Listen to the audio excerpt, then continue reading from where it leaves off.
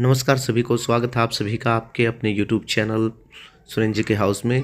तो दैनिक सवेरा की एक न्यूज़ है जिसमें हरियाणा कर्मचारी चयन आयोग ने ग्रुप डी सीईटी उम्मीदवारों के सामाजिक आर्थिक मानदंड के 5 अंक स्थगित किए हैं। तो 5 अंकों को अभी स्थगित कर दिया है। तो चलिए देख लेते हैं किस तरीके से इनको स्थगित किया है और कैसे आपको विकल्प दिया जाएगा। विकल्प भरने का पोर्टल भी लॉन्च होगा।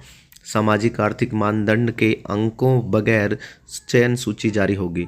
तो अभी सामाजिक आर्थिक मानदंड के अंकों के बिना ही सूची जारी करेगी HSSC। देखिए चलिए पढ़ लेते हैं। 5 अंकों से ज़्यादा वालों की चयन सूची जारी करेंगे। अध्यक्ष ने कहा कि 5 अंकों से जिसके ज़्यादा अंक 5 अंकों से ज़्यादा वालों की चयन सूची जारी करेंगे पहले। दैनिक सवेरा के पूछने पर अध्यक्ष भोपाल सिंह खत्री ने बताया कि चूंकि हाईकोर्ट में सामाजिक आर्थिक मानदंड के अंकों को चुनौती दी हुई है, अगर कोर्ट से इन 5 अंकों के बारे में स्थिति स्पष्ट हो गई कि अंक दिए जाने हैं तो अंकों समेत ग्रुप डी के सभी पदों की चयन सूची जारी कर दी जाएगी। अगर हाईकोर्ट से स्थिति स्पष्ट नहीं होती है, यानी कि हाईकोर्ट में क्या है, मामला पड़ा रहता है और आगे की डेट मिल जाती है, तब क्या करेगी सरकार। मामला लंबित रहा तो आयोग ग्रुप डी के पदों पर सामाजिक आर्थिक मानदंड के 5 अंकों से ऊपर वाले अंकों की मेरिट अनुसार सूची जारी कर देगा। उन्होंने उदाहरण देकर बताया कि मान लिया जाए कि सामाजिक आर्थिक मानदंड के अंकों समेत कट ऑफ 68 जाती है, यानी कि सामाजिक आर्थिक मानदंड के अंक मिलाकर के कट ऑफ अगर 68 पे जाती है तो 73 अंक या उससे ज़्यादा अंकों वाले उम्मीदवारों की कैटेगरी अनुसार चयन सूची जारी कर दी जाएगी। अगर हाईकोर्ट ने अंक न देने का फैसला सुनाया, अगर हाईकोर्ट ने कहा कि 5 अंक नहीं दिए जाएंगे, तो सामाजिक आर्थिक मानदंड के अंकों के बगैर सीईटी अंकों के अनुसार चयन सूची जारी कर दी जाएगी। तो ये बताया है भोपाल सिंह खत्री ने कि अगर अंक कोर्ट दे देता है या नहीं देगा तो फिर 5 अंक को जोड़ करके अगर 68 है तो फिर 73 अंक वाले उम्मीदवारों की सूची 73 या उससे ऊपर वाले उम्मीदवारों की सूची जारी कर दी जाएगी। और क्या है इसमें और बात देख लेते हैं। गोल दायरा खाली छोड़ दिया हो तो नेगेटिव 55 अंक आ गए। ग्रुप डी के कुछ उम्मीदवारों ने सोशल मीडिया पर अपने सीईटी स्कोर को वायरल कर दिए, जिसमें नेगेटिव 55.69 अंक दिए गए हैं और नॉट क्वालिफाइड लिखा हुआ था। इसे वायरल करने के बारे में बाद में आयोग के बारे में टिप्पणी की जा रही है कि दैनिक सवेरा के पास भी इसी तरह का एक सीईटी स्कोर भेजा गया। दैनिक सवेरा ने उसे आयोग के अध्यक्ष भोपाल सिंह खत्री के पास भेज दिया।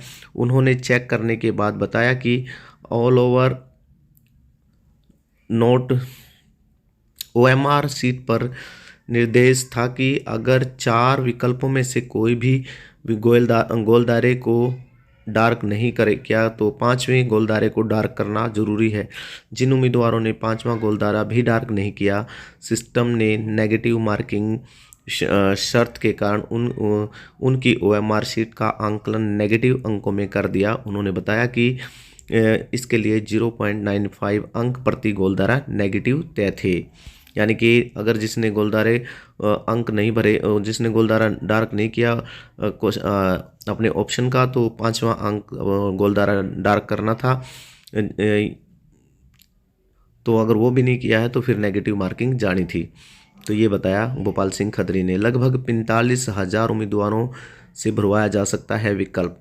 हालांकि अभी आयोग ने फैसला नहीं किया है कि विकल्प भरवाने के लिए शॉर्ट लिस्ट कैसे किए जाएंगे, मगर ऐसी संभावना है कि ग्रुप डी के सीईटी पास उम्मीदवारों में से अनुमानित 3 गुना से यानी लगभग 45,000 से भी ही विकल्प भरवाए जा सकते हैं।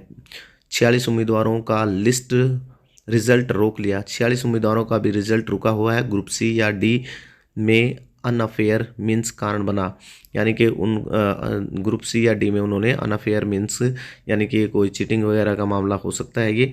आयोग के अध्यक्ष भोपाल खत्री ने बताया कि 46 उम्मीदवारों को ग्रुप डी का सीईटी का रिजल्ट यानी कि 46 उम्मीदवारों के ग्रुप डी का सीईटी का रिजल्ट रोक लिया है।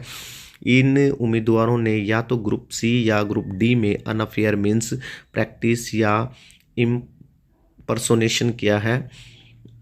इन्हें पेपर में बैठने की अनुमति नहीं दी थी मगर ये बैठ गए। दैनिक सवेरा ने पूछा कि नॉर्मलाइजेशन का कौन सा फॉर्मूला ग्रुप डी सीईटी में लागू किया गया है, तो अध्यक्ष ने कहा कि जो फॉर्मूला पुलिस सिपाही भर्ती में लागू किया गया, जो ग्रुप सी में भी लागू किया गया है था, यही इक्वी परसेंटाइल फॉर्मूला है। इस फॉर्मूला का नाम है इक्वी परसेंटाइल, जो ग्रुप डी की भर्ती में लागू किया गया है। सामाजिक आर्थिक मानदंड के अंकों के बारे केस 18 जनवरी को सुना जाएगा, यानी कि जो सामाजिक आर्थिक मानदंड का जो केस चल रहा है इसकी सुनवाई 18 जनवरी को होनी है। और आयोग ने जिस केस का आधार बनाकर सामाजिक आर्थिक मानदंड के 5 अंकों को स्थगित किया है उस केस की सुनवाई पंजाब एवं हरियाणा हाई कोर्ट में आगामी 18 जनवरी को होने वाली है। और हालांकि जिस केस के साथ यह केस अटैच है उस केस की सुनवाई आगामी 31 जनवरी को तय है। तो ये 18 जनवरी को पता चल जाएगा ये जो 5 अंक का मामला है जो कोर्ट में लंबित केस चल रहा है उसके बाद उसमें क्या रहेगा।